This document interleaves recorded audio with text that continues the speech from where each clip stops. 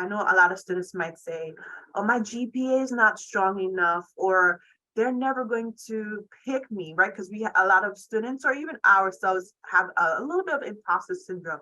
What would you say to that student that's like, they actually do qualify, but something is making them not want to apply? Like, any encouraging words for that student that's in that part of their lives?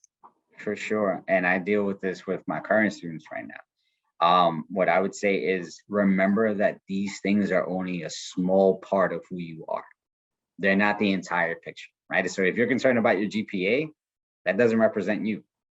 What a lot of employers want to see is that if you're working towards improving certain things, what are your steps? What's your roadmap?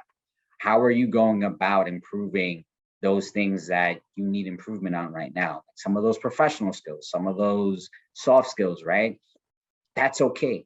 Asking for feedback too, right? You have the ability to come to the center and ask for feedback on what can I improve on my interview? What can I improve on this, right?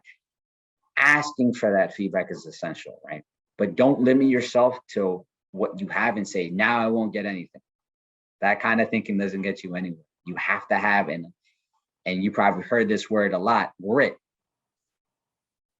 I don't like to use grit. I'll be honest with you. I use hustle. You have to hustle, right?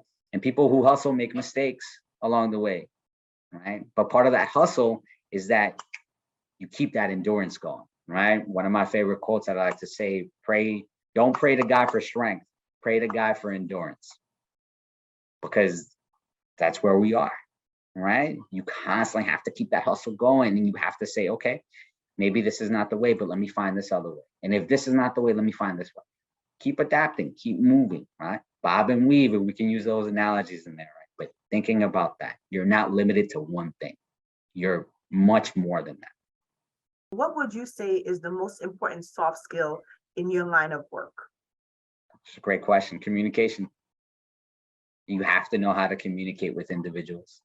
You have to know how to communicate, and that takes practice, right?